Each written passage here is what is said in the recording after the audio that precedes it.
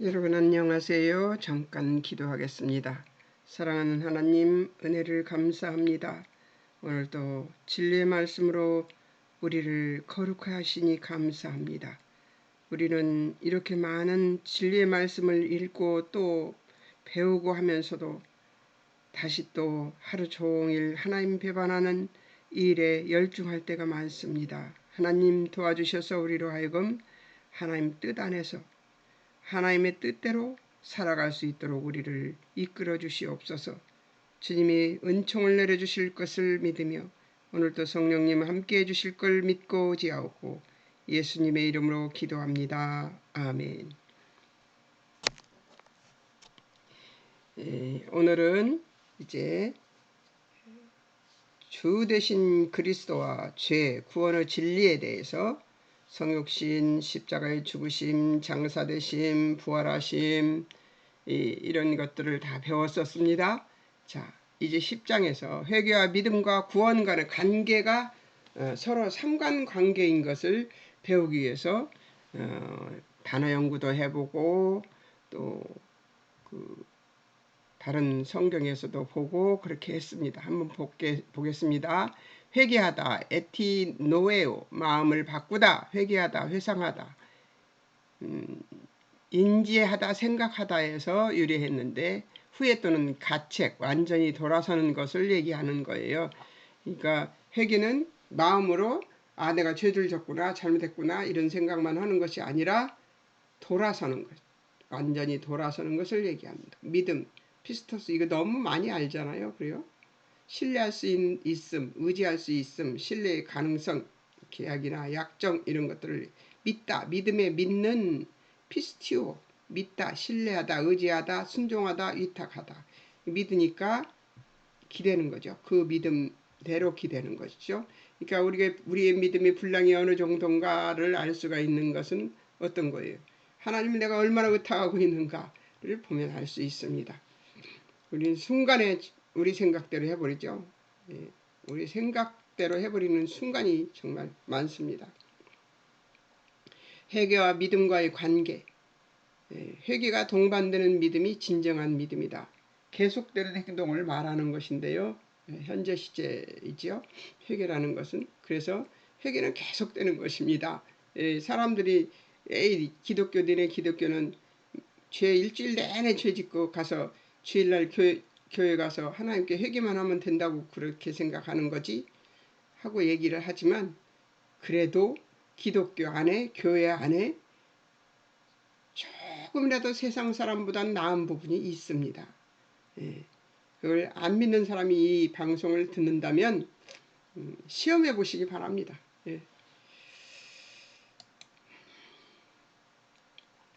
세례 요한의 회개, 회개 후 세례의 의식을 밟습니다. 그리스도의 구원을 선포하게 하는 것이죠. 하나님이 심판의 임박성 때문에 2절 천국이 가까웠으므로 임박한 진노를 피하기 위하여 세례를 받으라고 얘기합니다. 세례와 함께 하는 것은 6절에 죄를 자부하고 세례를 받는 것입니다. 행위가 확실하게 변화되는 것을 얘기합니다. 8절 회개에 합당한 열매를 맺고가 나옵니다. 이게 회개에 합당한 열매를 맺는 것까지가 회개입니다. 회심으로 불경건하고 죄 많은 과거의 단절로 하나님께로 돌아섬을 부름이며 돌아섬으로의 부름이며 이것은 인간의 마지막 과제다. 그 이유는 하나님의 종말론적 계시의 절박함 아래서 하나님께서 인간을 향하심으로 우리도 향할 것을 요구받고 있기 때문입니다. 하나님은 언제나 누구를 향해 있어요? 우리를 향해 있으십니다. 그런 하나님이시기 때문에 우리도 하나님을 향해 있어야 되는데요. 우리는 정말 우리 생각대로 가는 쪽이 많죠. 그럼에도 불구하고 하나님은 우리를 절대 손을 놓지 않습니다. 저는 그 찬송가를 되게 좋아합니다. 하나님 한 번도 나를 실망시킨 적 없으시고 그 찬송가는 제가 한참 산기도 다닐 때 그 오고 가면서 그렇게 같이 같은 동료하고 정말 열심히 불렀던 찬송입니다. 예수 그리스도의 가르침에서 회개, 믿음이 동반되는 행위의 열매가 강조되는 회개죠. 하나님이 심판의 임박성 때문에 마가복음 1장 14절에서 15절에 보면 하나님 나라가 가까웠으니 회개하고 복음을 받으라.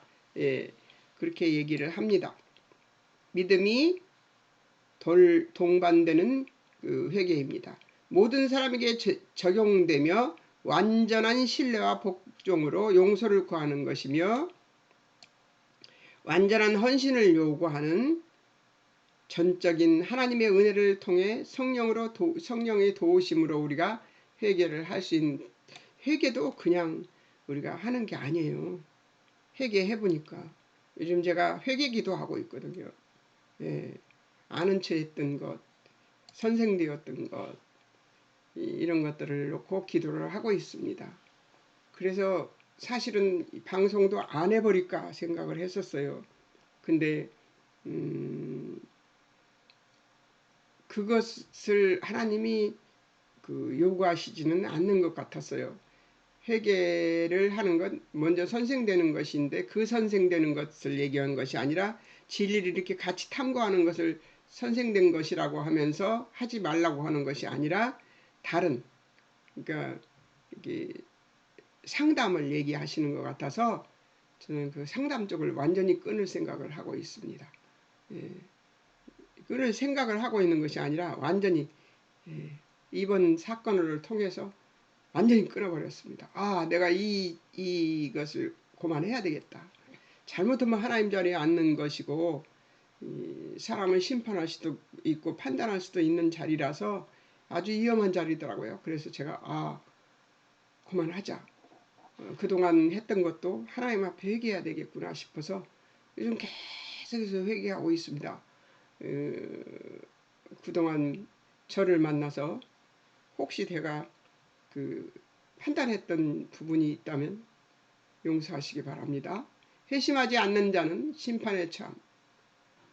하나님의 최종적인 계시는 우리의 최후의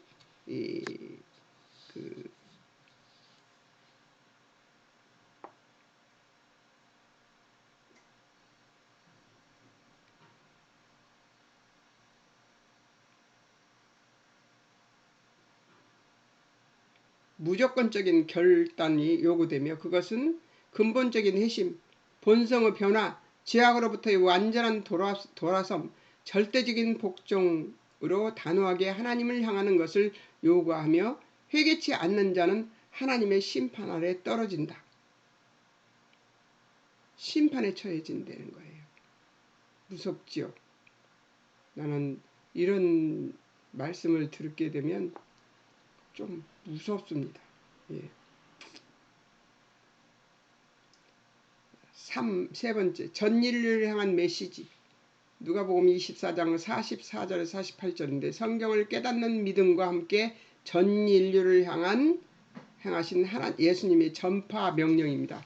전도 명령이죠. 예, 우리에게 복음을 맡기시고 우리더러 전도하라고, 미련한 전도로 하라고 하십니다. 그게 전도가 꼭 말로 전도하는 것만이 아니라 우리의 삶에서 이제 전도가 돼요. 요즘은 악한 세대가 점점 세대가 악해져서 이 전도를 삶으로 해야 돼요. 삶으로. 사도들이 선포한 회개는 또 무엇인가 한번 보겠습니다. 사도들이 선포한 회개. 삶 전체를 포괄하는 회심이 요구된다. 믿음은 회심을 포함한다는 것이죠. 회개와 믿음과 구원의 상관관계, 회개와 믿음은 동반되며 구원은 그 결과라는 거죠.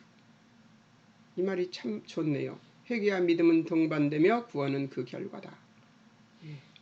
맞는 것 같습니다. 사도행전 17장 30절 어디서든지 사람을 다 명하사 회개하라 하셨습니다. 사도행전 20장 18절 21절 아시아에서 하나님에 대한 회개와 우리 주 예수 그리스도에 대한 믿음을 증거했습니다. 사도행전 26장 19절에서 20절에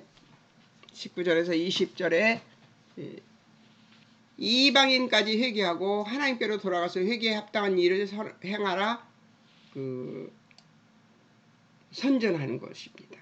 자, 베드로후서 3장 9절. 베드로후서 3장 9절. 아무도 멸망치 않고 다 회개하게 하기 위해서 하나님께서 회개의 기회를 주시는 거예요.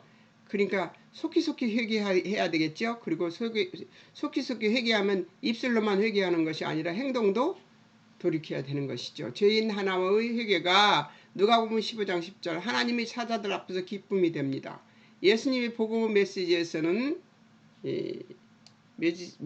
메시지에서처럼 회개와 믿음은 결합되어 있을 뿐 아니라 함께 전체를 이루는 것입니다. 그러니까 믿음이 있으면 회개가 자연히 되게 돼 있어요. 왜냐하면 우리는 아담의 후손이기 때문에 죄성 아래 있습니다. 아직은. 예, 물론 예수님이 우리 죄를 모두 가져가셨기 때문에 우리는 죄가 없습니다만 이 땅에 발을 디디고 살고 있는 한 어쩔 수 없이 우리는 죄를 지을 수밖에 없는 존재입니다. 그래서 영화될 때까지는 죄를 조금씩이라도 짓습니다. 그러니까 믿음은 회개와 동반하는 것이라고 말합니다. 자,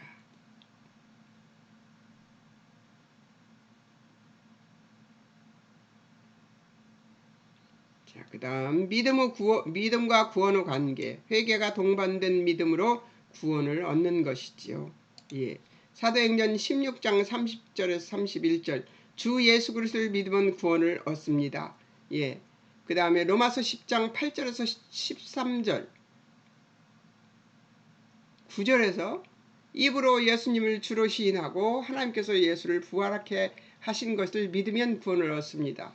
10절 사람은 마음으로 믿어 의에 이르고 입으로 시인하여 구원에 이릅니다. 13절 누구든지 주의 이름을 부르는 자는 구원을 얻습니다.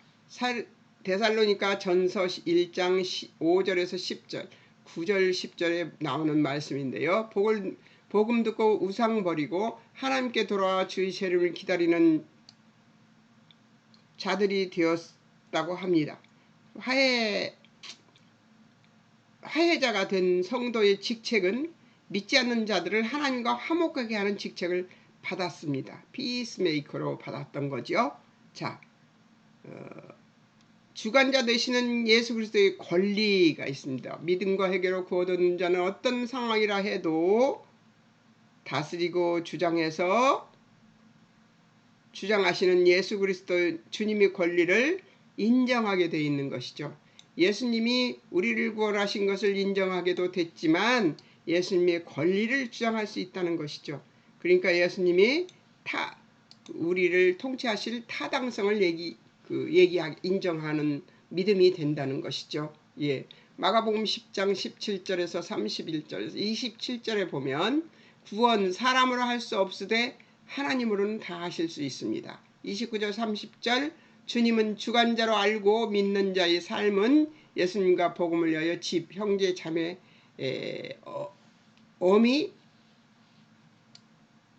아비, 자식 전토를 벌인 자가 됩니다. 금세에 있어 그것들을 백배나 받되 핍박을 겸하여 받고 내세의 영생을 받지 못할 자가 없다는 것입니다. 완전히 세상과 돌아서는 자가 되어버린다는 것이죠. 예, 이것이 우리가 하나님이 우리더러 하라고 하시는 일이에요.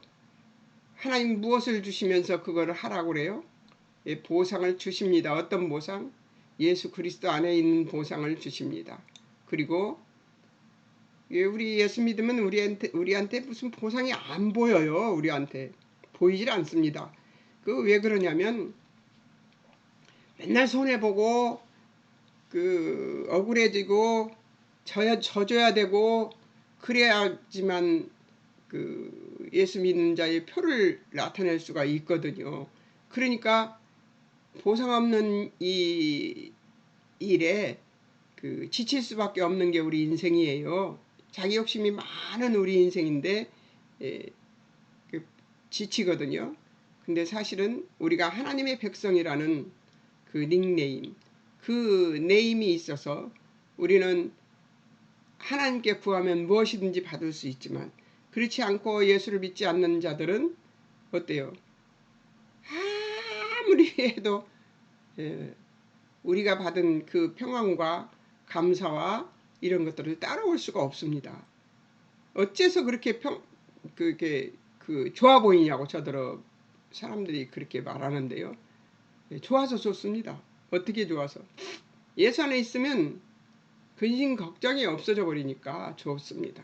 왜 근심 걱정이 없어지냐면 제가 갖고 끙끙거릴 것이 없어요. 내가 갖고 끙끙거리면 그러면 이제 그 걱정할 것도 있고 문제가 될 것도 있지만 그렇지 않으니까 솔찬히 편하죠. 전라도 말로 솔찬히 편합니다. 마가복음 8장 34절 38절 34절에 보면 예수님을 따를 자 자기를 부인하고 자기 십자가를 지고 예수님 쫓으라는 것이죠. 자기 부인하는 것이 무엇이냐 사람들은 자꾸 묻는데요. 자기를 부인하는 것은 자기가 생각하는 것이 옳지 않다고 생각하는 것이 자기 부인인 것 같아요. 내가 생각하는 것 그리고 내 생각을 쫓아가지 않는 것이 자기 부인이라고 생각합니다. 사실 내 생각을 따라가 보면 끝끝내 반드시 잘못하는 일이 있어가지고 꼭 좋지 않은 결과를 내거든요. 십자가를 진다는 것은 뭐예요? 죽는다는 것입니다. 죽는다는 것. 십자가를 진다는 것은 죽으면서 예수님을 쫓으라는 것이죠.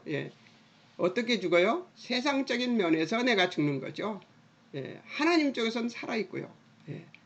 35절 이 신앙 예수님과 복음을 위하여 제 목숨을 잃으면 구원할 것이라고 합니다. 제 목숨을 잃는다 이것은 죽는다는 얘기니까 이렇게 막 제 목숨을 잃는다 그러면 막 좀 무서워요. 이 단어가.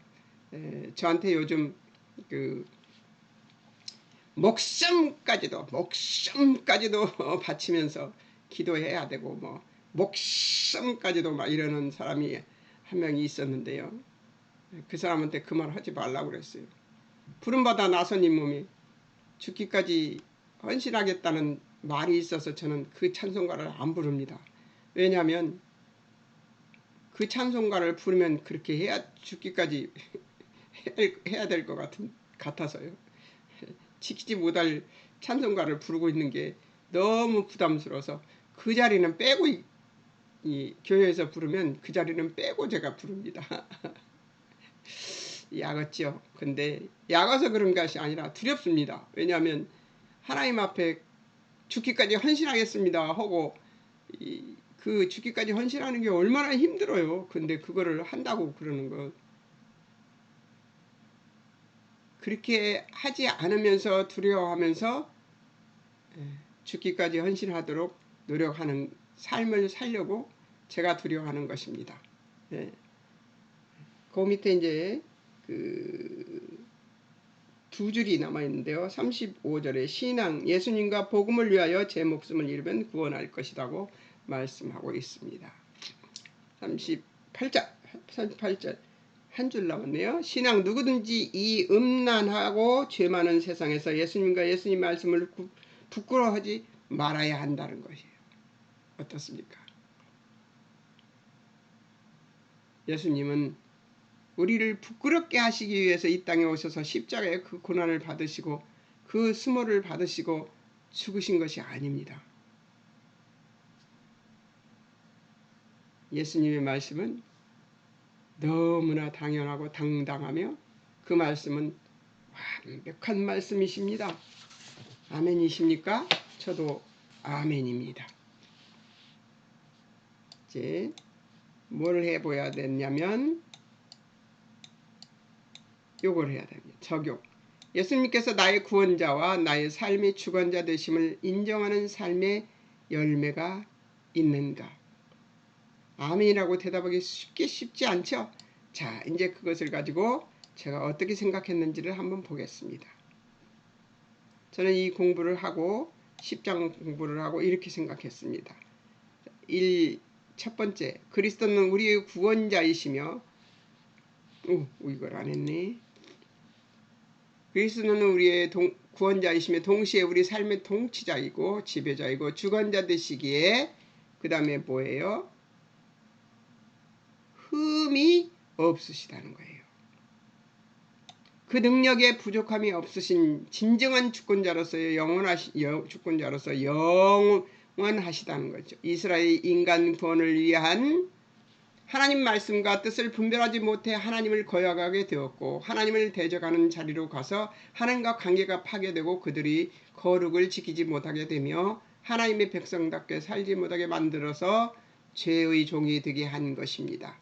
죄는 오직 육신으로 오셔서 사람은 죄를 위해 십자가에서 죽으신 예수 그리스도의 구속을 통해서만 용서받을 수 있으며 죄의 권세로부터의 자유는 하나님께서 예수 그리스도의 사망에서 부활케 하심으로 죄의 삭신 사망 권세를 이기신 그리스도의 부활을 믿는 믿음으로 얻게 되는 것이라는 것이죠. 예수님의 구원은 그래서 완벽합니다. 이 믿음에는 성령의 도우심을 입은 회개가 따르며 이 믿음의 회개는 구원받은 백성에게 따르는 하나님의 은혜입니다. 믿음의 회개는 구원받은 백성에게 따르는 하나님의 은혜이라는 것이죠. 저는 회개하려면 어떻게 하고 회개하냐면 엎드려서 땅에 이마를 대고 무릎을 꿇고 이마를 대고 엉덩이를 하늘로 치어 올리고 그리고 회개를 합니다. 왜냐하면 너무 잘못해서 앉아서 기도할 수가 없어요. 회개는. 이 과정은 거친 그리스도인 반드시 자신이 받은 이 과정을 거친 그리스도인은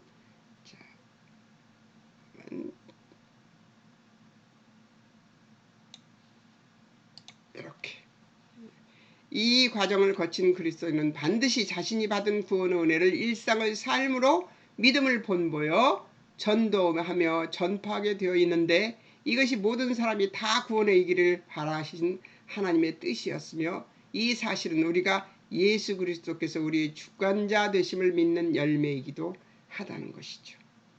예수님이 우리의 통치자라는 것, 우리를 운영하시고 계신다는 것을 믿는 믿음이 있을 때에 이런 과정이 일어난다는 것이죠. 우리 믿는 자들은 이 믿음이 있어야 하는 것인 것 같습니다. 자, 또 보겠습니다.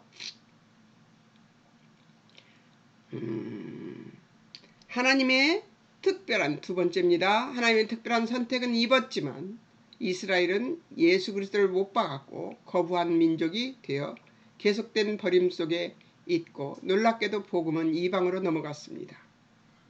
9장에서 11장은 이스라엘이 이런 운명이 어찌 될 것인가 하는 것만 아니라 하나님의 일하심을 입은 이방인인 우리에 대한 물음이기도 합니다.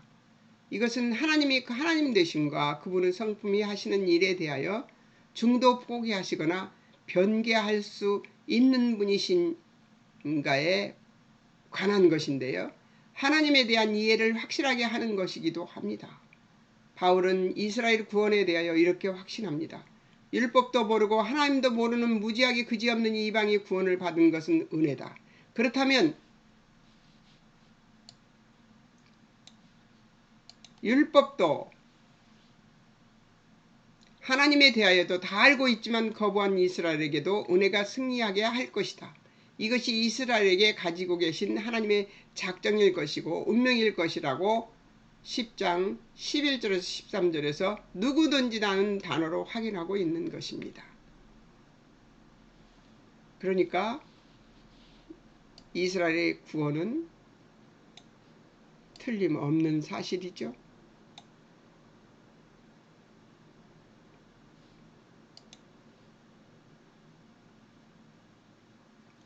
세 번째, 아무도 알아보지 못했고 순종하지 않았던 예수 그리스도의 오심에는 우리가 싫어서 우리 마음에 들지 않아서 우리를 구원하실 그분을 우리 손으로 죽인 것입니다. 하나님은 그런 줄을 아시고도 예수 그리스도를 보내신 것이었고 어떻게 하는가 보신 후에 구원이라는 결과를 주신 것이 아니라 그를 죽인 우리의 죽음을 예수 그리스도의 죽임에 감싸 안아서 부활로 반전하신 이것이 죄로 죽어 마땅한 우리를 구원하는 좋은 소식 복음인 것입니다. 우리는 바로 말하면 예수를 죽이고 구원받았다고 할 수 있는 것입니다. 그래서 해결한 세상 죄를 시시콜콜 나열하면서 울부짖는 것이 아니라 내가 누구를 죽게 하는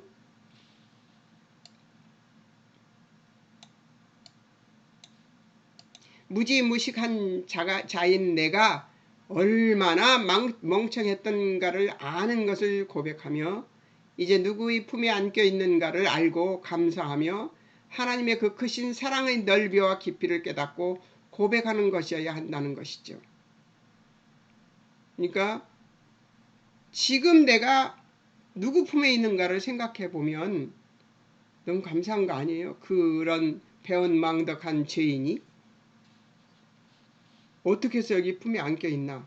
오직 누구에 의해서? 예수님에 의해서, 예수님의 희생, 죽으심의 희생을 인해서, 십자가의 죽으심의 희생을 인해서 우리가 예수님 품 안에 안겨 있는 것이 된 거죠. 예, 성경은 예수가 죽으신 것이 우리를 위해서라고 합니다.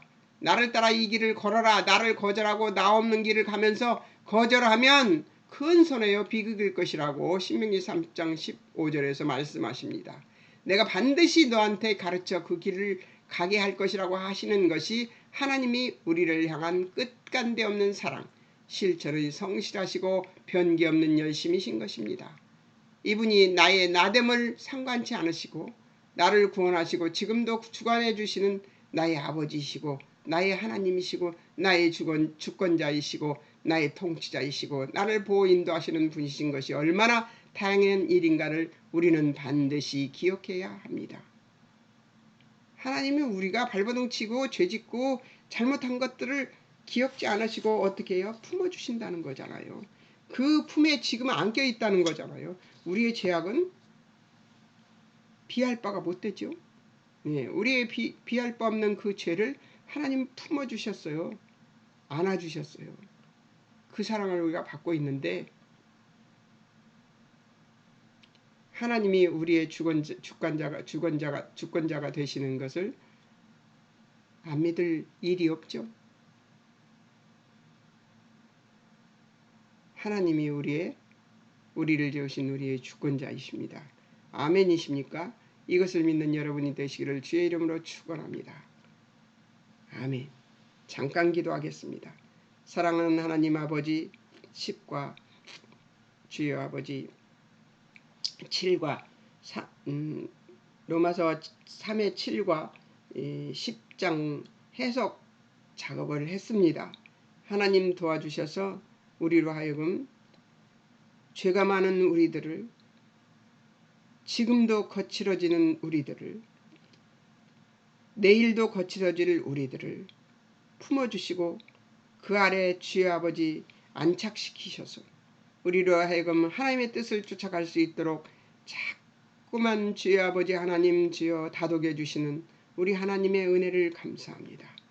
오늘도 그 손길 아래 하나님의 그 손길 아래 주여 아버지 우리가 살아가고 살 것입니다. 내일 또 하나님께서 우리를 품어주시고 오늘의 지은 죄를 기억지 아니하시고 오늘의 지은 죄를 기억지 아니하시고 내일 또 우리를 품어주실 아버지를 찬미합니다. 아버지 고맙습니다. 우리를 이렇게 참아주시고 우리로 하여금 어떻게 하기를 바라시냐면 하나님 안에서 주 예수 그리스도의 뜻을 주 예수 그리스도의 주여 본을 받고 그분에게 배워서 무엇을 배워요? 온유와 겸손을 배워서 그리고 성령의 9가지 열매를 맺으며 나아가는 우리들이 될 수 있도록 도우시고 인도해 주시옵소서. 아버지 오늘도 함께 해주실 아버지를 찬양하며 예수님의 이름으로 기도합니다. 아멘. 여러분 오늘은 빨리 끝났지요? 예. 다음에는 무엇을 할 것이냐면 11장 관찰 작업을 할 겁니다. 다음 8과는 11장 관찰 작업이에요. 예, 또 관찰 작업을 해보고 또 이렇게 공부해 보겠습니다. 여러분 관찰 작업은 뭐죠? 주제별 목록하고 그리고 분석적 목록도 해보십시오. 이쯤 되면 분석적 목록도 할 수 있는 때가 옵니다. 기대하겠습니다. 여러분. 자, 다음 그 주 월요일 날 뵙겠습니다. 안녕히 계세요.